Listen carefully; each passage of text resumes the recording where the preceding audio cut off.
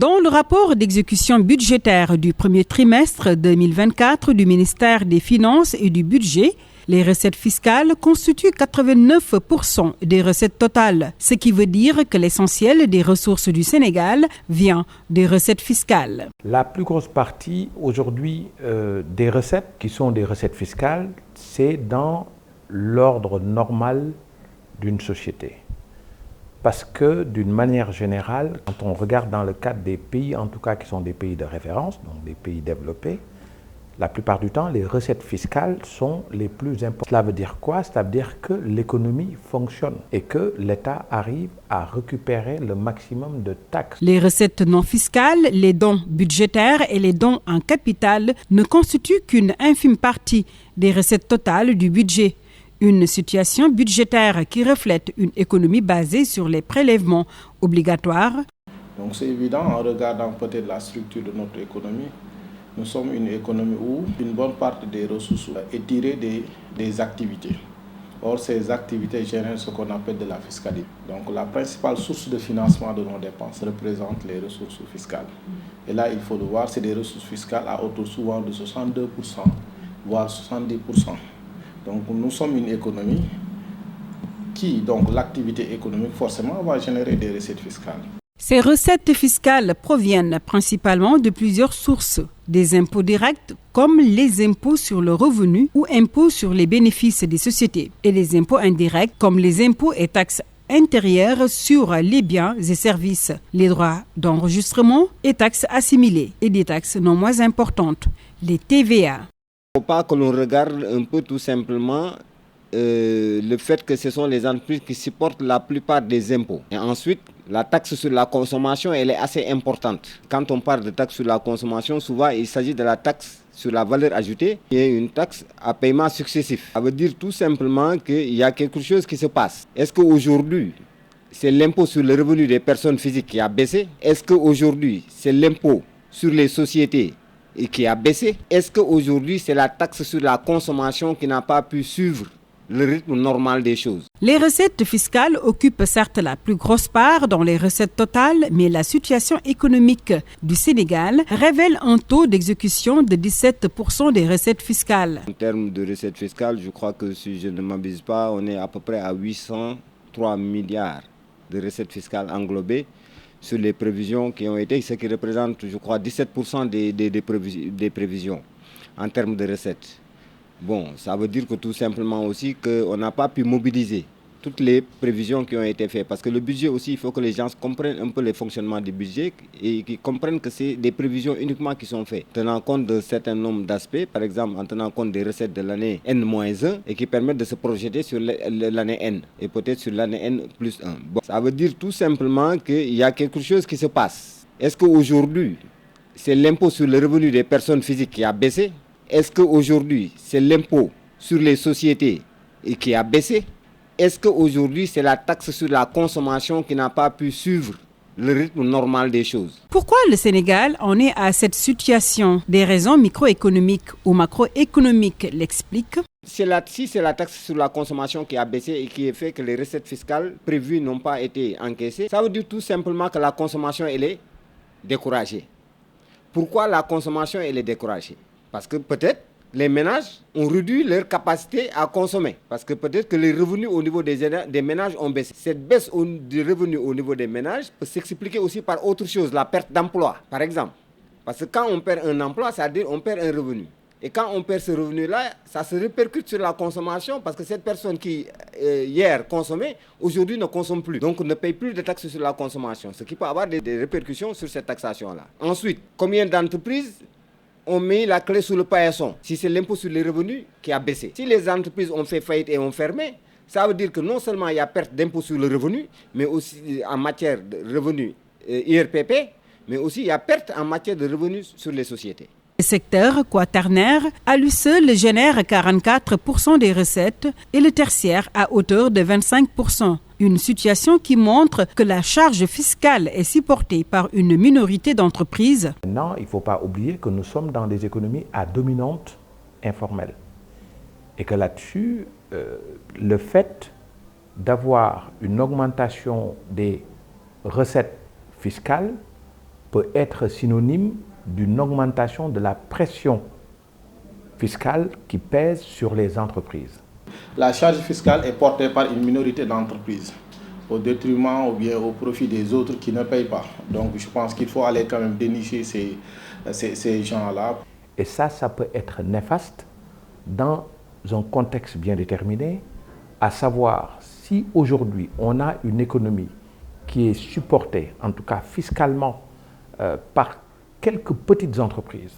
Ça veut dire que nous ne mettons pas en avant les éléments nous permettant de nous développer. L'idée, c'est qu'aujourd'hui, de façon incontestable, nous sommes d'accord sur le fait que la pression fiscale, elle est extrêmement importante concernant les entreprises. Or, nous avons besoin d'entreprises capables de faire face à la concurrence internationale, des entreprises capables d'être compétitives pour nous permettre, nous, de gagner des marchés sur le plan international. Et donc, faire supporter une trop forte pression fiscale sur ces entreprises, c'est dès le départ les handicaper. Et les handicapés, ça veut dire que dès le départ, nous sommes en train d'hypothéquer l'économie sénégalaise parce qu'une économie, qu'on le veuille ou non, ne peut marcher que si les entreprises marchent. Cette pression fiscale, où s'appuie l'État pour faire décoller son économie, peut aussi créer d'autres problèmes, car trop d'impôts peut tuer l'impôt. J'ai entendu certains inspecteurs des impôts même dire qu'il faut qu'on atteigne le taux de 23% qui permet un peu à une économie de décoller. Mais ne perdons pas de vue ces aspects-là. Parce que ceci peut expliquer cela. Parce que s'il y a une baisse des recettes, c'est parce que tout simplement, peut-être que l'administration dans la captation des recettes n'a pas pu travailler convenablement pour aller capter ces recettes-là. Mais pour moi, cela a été prévisible. Parce que si on se réfère au budget du Sénégal de N+1, dans l'exposé des motifs, il était clairement indiqué qu'il fallait mettre la pression sur les entreprises au Sénégal, par des modalités de vérification de comptabilité, par des modalités de contrôle sur pièces, pour pressurer les entreprises. Et je crois que dans une télévision de la place, j'avais dit en ce moment-là que la vache ne peut donner que le lait qu'elle a. À force de la pressurer, elle finira par donner du sang. Et peut-être que c'est ça qui fait qu'aujourd'hui, on note cette baisse des impôts. En effet, plusieurs entreprises, dont celles évoluant dans le secteur de la presse, subissent cette pression fiscale qui a commencé depuis quelques années entre redressements fiscaux et amendes fiscales, une situation qui pousse certains organes de presse à déposer les clés, à l'image du journal Le Sunulamb, qui, l'une des causes de sa faillite est aussi fiscale, d'où le communiqué de la CAP. Les conséquences sont encore réelles. Les pertes d'emplois dénoncées par la Confédération des syndicats autonomes du Sénégal. Il y a beaucoup d'entreprises ou de chefs d'entreprise qui attaquent le monde, les travailleurs. Beaucoup d'entreprises dans le cadre du BTP prétextant une pression fiscale pour fermer boutique, en tout cas pour geler les salaires des travailleurs. C'est une situation déplorable parce que nous pensons qu'au-delà de la préservation des acquis des travailleurs, nous devons lutter pour la préservation de l'emploi. Ces impôts répartis entre le secteur quaternaire, tertiaire, secondaire et le secteur primaire qui génèrent la plus petite contribution avec 7%. Ce pêcheur de Kayar, qui est dans le cercle du secteur primaire, estime que les pêcheurs, bien que dans l'informel, payent leurs taxes à travers l'achat de licences. Au Sénégal, on achète peut-être ce qu'on achète, on nous dit d'acheter des licences, mais aussi on paye 50 000 par pirogue. Et on sait qu'à partir de ces cotes, l'État peut faire en sorte que le pêcheur peut contribuer sans le savoir. On sait que les pêcheurs payent des taxes. Parce que pour acheter d'abord un moteur, on nous vend des moteurs à plus de 3 millions, 2 millions, ce qui veut dire que le contribuable pêcheur va payer. En dehors de ça aussi, on achète ce que l'on appelle les immatriculations de pêche. On les paye à 50 000 à hauteur de pirogues. Il y a des pirogues qui payent jusqu'à hauteur de 150 000. En termes de taxes? En termes de taxes, c'est pas direct. Parce qu'au Sénégal, comme on le dit, tout ce que l'État utilise, il le fait sous des cotes. Peut-être nous qui ne maîtrisons pas, ou les pêcheurs qui ne maîtrisent pas réellement ce qui se passe, ne peuvent pas dire. Et pourtant, cet achat de licence n'est qu'une contribution. Les pêcheurs sont détaxés dans le cadre de leurs activités. a confié Mamadou Diop Thioune, un des acteurs de la pêche. Selon le rapport d'exécution du budget du premier trimestre 2024 du ministère du Budget, comparé à la même période de l'année 2023, le recouvrement des ressources internes est en hausse de 17,10 milliards, une augmentation expliquée par le niveau de recouvrement des recettes fiscales de plus de 28,28 milliards de francs CFA. Pour certains économistes, c'est une pression fiscale exercée sur des entreprises qui s'y portent mal et finissent par céder, ce qui provoque la perte de revenus. Le fait d'avoir une augmentation des recettes fiscales peut être synonyme d'une augmentation de la pression fiscale qui pèse sur les entreprises. Et ça peut être néfaste dans un contexte bien déterminé et donc faire supporter une trop forte pression fiscale sur ces entreprises, c'est dès le départ les handicaper. Et les handicapés, ça veut dire que dès le départ, nous sommes en train d'hypothéquer l'économie sénégalaise parce qu'une économie, qu'on le veuille ou non, ne peut marcher que si les entreprises marchent. Or, aujourd'hui, le discours que j'entends d'une manière générale, c'est un discours qui met en avant l'idée qu'il faut payer des taxes. Il faut payer des taxes, il faut payer des taxes. Et je pense qu'il faut aller un peu dans un discours à contre-courant visant à dire le but du jeu, c'est de permettre aux entreprises sénégalaises d'être suffisamment rentables et donc de les alléger le plus possible et non pas de les charger fiscalement parlant. C'est la raison pour laquelle, d'ailleurs, je suis beaucoup plus pour un État gendarme et pas pour un État-providence. Un État gendarme qui est là pour avoir une intervention la plus faible possible au niveau de l'économie et permettre au secteur privé de pouvoir se développer. Alors, l'élargissement de l'assiette fiscale serait la bonne posture à adopter par le Sénégal. On a toujours une possibilité d'élargir l'assiette fiscale, n'est-ce pas? Et quand même d'alourdir un peu la charge fiscale. Donc il y a aussi une marge de manœuvre à pomper encore ces recettes fiscales, notamment l'élargissement de l'assiette fiscale. Peut-être avec des outils de collecte, si on met la digitalisation au niveau maintenant de la collecte, on aura plus de recettes fiscales. Mais aussi si on arrive quand même à diminuer, et voilà, donc le secteur informel, c'est son caractère qui fait qu'il est difficile de collecter, n'est-ce pas? Mais si on arrive quand même vraiment à dénicher ces niches de recettes, donc je pense que non seulement ça va être peut-être une bonne chose pour l'augmentation des recettes, mais aussi ça va être une bonne chose pour alourdir un peu l'endettement qui est en train quand même de connaître un rythme croissant. Pour équilibrer l'assiette fiscale, certains recommandent la suppression des exonérations fiscales. La collecte, on aura plus de recettes fiscales, mais aussi si on arrive quand même à diminuer, et récemment j'ai vu peut-être un document circuler, c'est d'ailleurs la volonté des autorités de diminuer les exonérations, parce que quoi qu'on dise, l'augmentation de ces exonérations diminue les recettes fiscales qui en grande partie financent les dépenses de fonctionnement. Donc je me dis que toujours il y a une marge de manœuvre quand même pour pomper encore ces recettes fiscales. Le juriste fiscaliste et maire de Fass Gueule Tapée Colobane émet des réserves sur cette idée de suppression des exonérations fiscales. Certains qui te diront que c'est les exonérations. Mais est-ce qu'on a étudié les exonérations au Sénégal?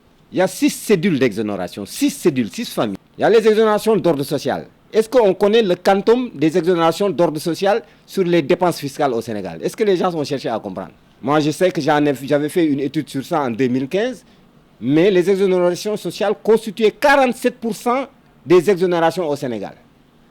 47% de taux d'exonération sociale, ça veut dire l'eau, l'électricité, les denrées de première nécessité, etc., etc. Quel est le gouvernement qui peut revenir sur ça? Les ONG, c'est normal. Pensez-vous que le MCA va venir ici au Sénégal et sur ces fonds-là payer de l'impôt? C'est la contrepartie sénégalaise dans le financement de l'MCA. Vous pensez que le PNUD va venir ici aider les Sénégalais, construire des hôpitaux, construire des écoles et payer de la fiscalité? Non, c'est la contrepartie sénégalaise. Il faut qu'on arrête un peu sur cette histoire. On en fait beaucoup de bruit pour justifier certaines choses qui ne se justifient même pas. Parce qu'il faudrait que le Sénégal puisse avoir une contrepartie dans le financement là. Et souvent, le Sénégal abandonne ses recettes pour aller dans le cadre de ce qui constituera sa contrepartie. Le Sénégal repose depuis des années son économie sur la fiscalité, alors qu'un pays ne peut pas se baser sur la fiscalité pour se développer. Non, parce que vous savez, il faut que nous revenions à des fondamentaux. La fiscalité est un instrument de politique économique. Ce n'est pas la fiscalité qui développe un pays. Comme la monnaie est un instrument de politique économique, comme le crédit est un instrument de politique économique, comme le taux d'intérêt est un instrument de politique économique. Avec l'exploitation du pétrole, l'assiette fiscale peut connaître un boom si l'on s'en tient à la déclaration du directeur de Petrosen qui annonce un redressement fiscal des entreprises pétrolières et gazières. Le fiscal, c'est normal parce que il y a eu des transmissions de parts d'intérêt. Donc des compagnies à qui on avait donné des licences les ont vendues. Ils les ont vendues contre de l'argent. Okay? Cet argent-là n'a fait ni l'objet d'imposition, ni de droit d'enregistrement, etc., etc. Donc ces redressements fiscaux sont dans cet ordre-là. On ne peut pas, par exemple, aujourd'hui, un Sénégalais qui vend sa maison, qui vend sa voiture, qui vend un bien immobilier ou mobilier, va payer un droit d'enregistrement. Comment se fait-il que maintenant des compagnies qui bénéficient de nos ressources naturelles et qui les transfèrent, qui les vendent contre du cash, ne paient pas ces droits d'enregistrement? Ça, c'est pas normal. Le budget du Sénégal pourra encore compter sur les recettes fiscales pétrolières et gazières, mais également sur des recettes non fiscales, si et seulement si le Sénégal prenait l'option de l'industrialisation. Parce qu'effectivement, au niveau du Sénégal, d'une manière générale, on a 3 types de contrats. Les contrats pétroliers, nous sommes sur un contrat de recherche. Et dans ce type de contrat, le Sénégal n'a pas investi un centime. Le Sénégal n'a pas investi un centime et Petrosen détient 18% et Woodside détient en fait le reste. Et là-dessus, ça nous a pas coûté, ça n'a pas coûté de l'argent au Sénégal. Et pourtant, dans le partage des profits, si on compte la part qui revient à Petrosen et la part qui revient à l'État, plus les taxes, le Sénégal va être majoritaire. Le Sénégal va avoir quelque chose comme plus de 50% du profit que dégage Sangomar. Souvent, les recettes de privatisation des biens de l'État ou bien autres choses. Les dons, ce sont des éléments qui viennent de façon aléatoire, n'est-ce pas? Cette année, si tu peux avoir des dons et d'autres que tu ne peux pas avoir. Donc les dons, on ne peut pas les budgéter. Mais l'État peut uniquement compter sur ses recettes fiscales, n'est-ce pas? En dehors de cela, il va recourir à l'endettement. Forcément, maintenant, lorsqu'il y a une crise qui secoue l'activité économique, donc là, par un effet d'éviction, forcément, il faut que les recettes fiscales diminuent. Et donc l'État aura des difficultés à financer les besoins ou bien les dépenses de fonctionnement ou bien les dépenses d'investissement. Il faut reconnaître que c'est de bonnes prévisions qui vont venir, que nos recettes fiscales vont connaître peut-être un rajout supplémentaire venant des recettes pétrolières qui vont peut-être permettre à l'État d'avoir une marge de manœuvre ou bien d'avoir une augmentation des recettes fiscales. Maintenant, je pense que pour cela, il faut attendre peut-être d'ici 2 ans ou bien d'ici une année pour voir vraiment l'impact de ces recettes pétrolières sur les recettes fiscales et comment ces recettes fiscales peut-être vont couvrir en quelque sorte les dépenses de fonctionnement ou bien les dépenses d'investissement. Alors, où vont toutes ces recettes générées par la fiscalité? Je pense que les recettes fiscales, en majorité, financent les dépenses, que ce soit les dépenses de fonctionnement et les dépenses d'investissement. Alors maintenant, ce qu'il faut remarquer par rapport à la structuration de notre économie, une bonne partie des recettes fiscales est utilisée aux dépenses de fonctionnement au détriment des dépenses d'investissement. Ce qui fait que souvent les recettes même ne suffisent pas pour financer l'ensemble de ces dépenses. Donc ce qui fait que souvent l'État est obligé d'aller s'endetter. Le civisme fiscal devrait être une réalité certes, mais les populations devront aussi sentir les impacts de leur paiement d'impôts. Salutaire. Parce que plus tu as une large assiette fiscale, plus tu peux capter beaucoup d'impositions. Parce que c'est ce qu'on appelle en quelque part les économistes parlent d'économie d'échelle. D'économie d'échelle. Parce qu'en réalité, tu peux avoir une fiscalité restreinte, ok, qui tape sur des entreprises. Parce qu'ici au Sénégal, on ne tape que ce qui déclare normalement. Hein. On ne va pas chercher l'impôt ailleurs. Alors qu'il faut aller chercher l'impôt ailleurs. En élargissant l'assiette, en trouvant des facilités pour amener le secteur informel un peu dans le formalisme légal. Parce qu'on n'a pas de civisme fiscal. Et il faut aller vers le civisme fiscal. Mais pour cela, il faudrait aussi que les Sénégalais puissent sentir, quand toutefois qu'ils vont payer un impôt, en sortant de chez eux, en voyant des infrastructures, savoir que leur impôt est injecté dans ça. Aujourd'hui, les défis auxquels le système de recettes fiscales fait face sont multiples. Le pays fait des efforts en matière de fiscalité. Mais néanmoins, il faut reconnaître qu'il y a quand même, des problèmes qui restent, des choses qui restent. Notamment, il faut élargir l'assiette fiscale parce que, comme je le disais, la charge fiscale est portée par une minorité d'entreprises au détriment ou bien au profit des autres qui ne payent pas. Donc, je pense qu'il faut aller quand même dénicher ces gens-là pour que vraiment l'impôt puisse être payé par... L'élargissement de l'assiette fiscale, on l'a tenté en 2004. Quand vous voyez la contribution globale unique, cela devait servir à cela. Cela devait servir à élargir l'assiette fiscale. Mais la réforme a été très mal appliquée. Donc il faudrait évaluer cette réforme-là, voir ce que ça a donné, et puis voir quels sont les correctifs qu'il faudrait apporter à cela, parce que le secteur informel là, mais ça ne peut pas représenter 70 à 80% du PIB au Sénégal et que ne participe pas au niveau du budget de l'État qu'à hauteur de 5%. C'est aberrant.